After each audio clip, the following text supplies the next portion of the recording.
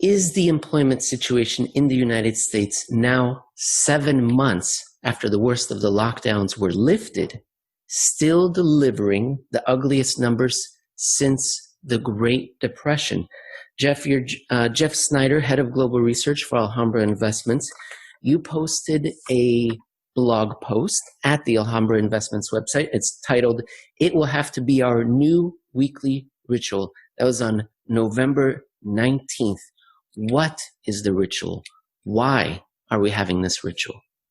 Yeah, and I think the ritual is every Thursday, the Department of Labor and the specific agency they task with maintaining and monitoring and tabulating the weekly jobless claims and unemployment rolls. They come out every Thursday and tell us what the number was for the number of Americans filing initial claims to determine eligibility at their local state unemployment offices, as well as how many American, or at least former American workers, are continuing on with getting unemployment insurance payments. And really, I mean, yeah, obviously jobless claims, unemployment, these kinds of things are something you're really concerned about, and you can see and appreciate why they're so important during a contractionary phase, because obviously the number of unemployed suddenly spike, and they apply for government aid in lieu of jobs they no longer hold. But after a period of time, you would expect, okay, jobless claims start to come back down, and then we don't care about them so much anymore because there's this thing called recovery. Recovery previous to 2008, 2007, however you want to characterize that crisis, 2007, 2008. But before that one, up until that point, these business cycles, the contraction recovery cycles, were always symmetrical.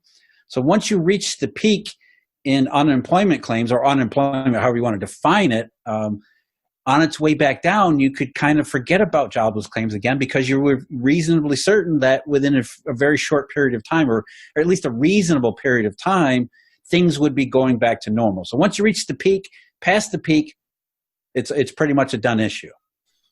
The idea of symmetry was discussed by us in a previous episode. I think it was episode 32 or 31. It had to do with the unit root. So interested viewers can look for that. And it had to do with Milton Friedman's plucking model, which showed that economies would hit recessions and then bounce back to previous trends. We saw that, however, there are these exceptions: Great Depressions, silent depressions, long depressions. And what we're seeing right now, Jeff, is that some other economic accounts are suggesting a big comeback, you write. But this one, the labor market, is refuting it very heavily, very strongly. Can you put into context for us? Because the numbers are inflated so much these days, we don't really know. So can you put into context 742,000 initial claims to determine eligibility for unemployment insurance for the week in the mid-November? What does that mean, that number? Yeah, initial claims are people who are recently let go, involuntarily separated, as the government says. And so they go to the local state unemployment office and say, I've been let go from my job involuntarily. I didn't leave. I didn't quit. My employer said, I no longer am going to pay you, so stop showing up.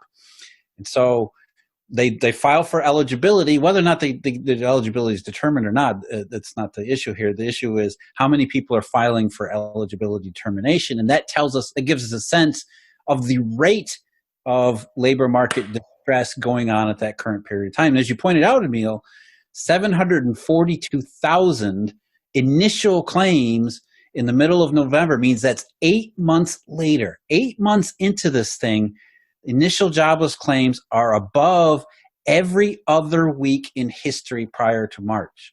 We're still at what would have been record levels 8 months later. And what's more concerning, what's probably the most concerning, is the fact that the rate of improvement, and it has improved. At the beginning of March, it was something like 6.8 million weekly claims. So it's ridiculously huge. And it's gotten less ridiculously huge over time, but the rate of improvement has slowed down since around June and July, which we've seen a number of other data that tells us yes, things are getting better. We had this reopening rebound. Everything kind of flooded back, and it kind of looked like everything was going to be a V-shaped recovery, that symmetry that we're looking for. And then it stopped way, way short of that sometime around summer. And so now for the last 3, 4, 5 months, whatever it's been a much different situation where we're not even close to recovery, and we're getting in, we're still getting these labor market numbers that are at record unemployment filings. In another one of your articles this past week, the week of November 20th, you reference a Reuters article which questions how well these numbers are really looking. So some financial media are reporting that these numbers aren't very good, but others probably aren't. And they may be reporting to our audience who's listening right now that the continuing claims are falling precipitously. That might be a headline. Great news, continuing claims falling very quickly. Is that good news? Is it true? Is that what's really happening? Yeah, and they are, and they've actually accelerated in the decline since around the beginning or middle of September, which, if you know, I mean, the unemployment claims are state payment. They're not a federal government payment. You go to your local state office, they're the ones who actually pay out the unemployment insurance. Sure, the states get money from the federal government at times, but it's the state that's actually responsible for doing managing and maintaining and paying out the claims. But you only get, in most states, you only get 26 weeks of payments. After 26 weeks, what's assumed is that you'll be back to work. And why we assume you'll be back to work is because of symmetry, right? We have recovery. As soon as the economy stops contracting and starts recovering, 26 weeks, which is half a year, should be long enough for everyone to get back to work, or at least reasonably long enough for a reasonable amount of former workers to get back into the workforce. So what we've seen, since middle of September is that the initial or the continued claims have fallen precipitously because more and more Americans have exhausted their 26 weeks. 26 weeks from the middle of March goes to the middle of September. And so they're just exhausting their benefits, and many of them, in fact, several million, have rolled onto an extended pandemic emergency unemployment claim. And so they're now getting additional benefits from the federal government. So some of the drop in continued claims tells us that, yes, the economy is still rebounding, things are still moving forward, but we don't know exactly at what rate they're doing, what it's doing so. And the fact that so many are going on to the pandemic claims suggests that it's nowhere near as rapid as we need it to be, as certainly as the unemployment rate seems to make it look like. And it's probably more so like what we're seeing in initial jobless claims, which is continued elevation of labor market harm.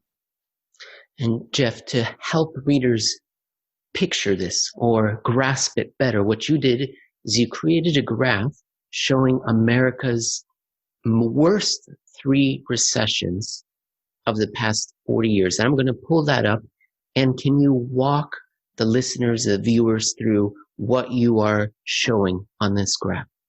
Well, what we're interested in is the recovery, right? And so let's look at how the jobless claims numbers fit into prior business cycles, downturns, whatever you want to call it, in the past, and especially what we're interested in, severe downturns, because obviously we're into a severe downturn right now. We want to make sure we're analyzing apples to apples, or at least as close to apples as we can. So if we normalize the initial jobless claims numbers as excess above what the average had been before the recession struck, what you find is that in the 1981-82 double dip recession, which was up until before 2007, that was the big recession. That was the nastiest recession that we had experienced since the Great Depression.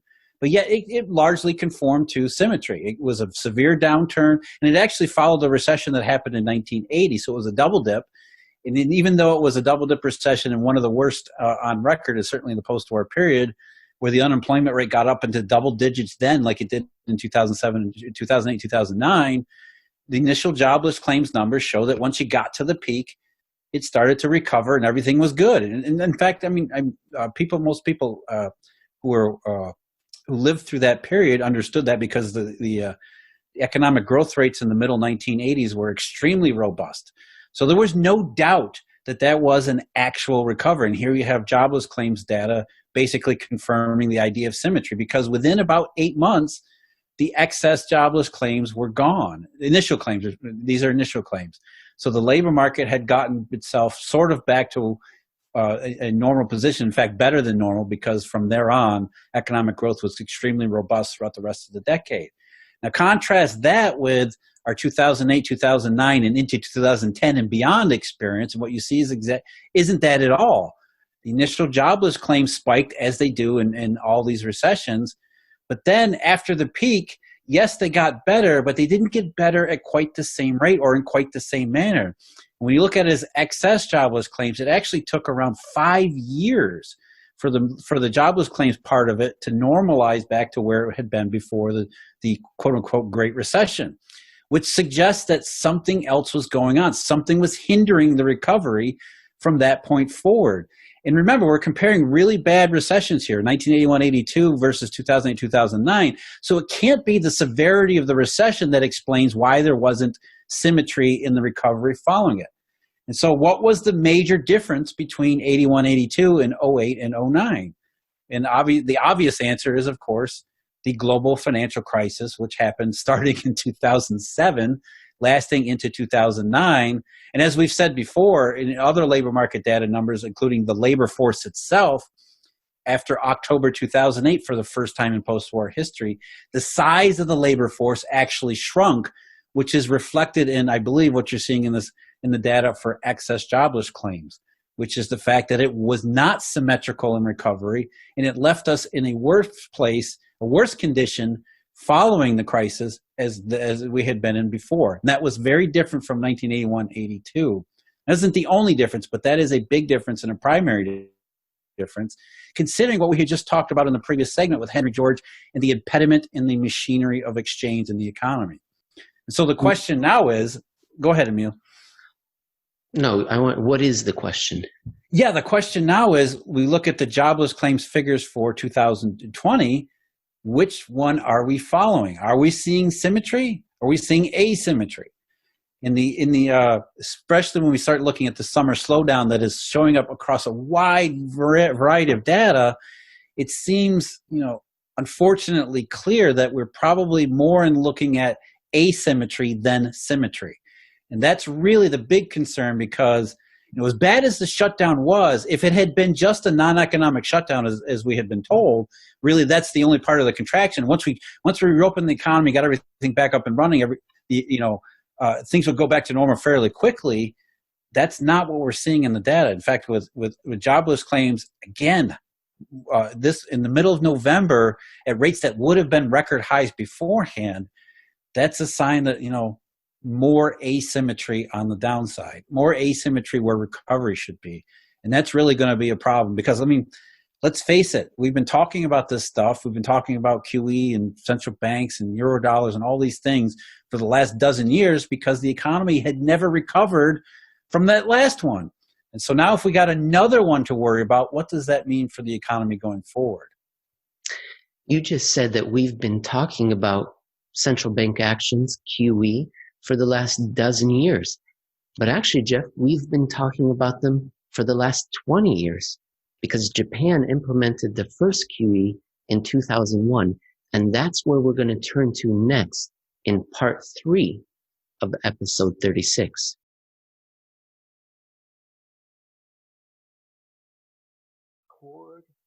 It says it's recording. I've got a roulette game to go to. Hello, everyone. Welcome to today's show. You don't care. I care. People don't want to be introduced. They want to know what's going on immediately in the first 5 seconds of the video. Otherwise, there's the cat video right next to it on YouTube saying, meow, meow, look at me, click on me. Okay. Maybe we should start a second channel of Eurodollar cat videos.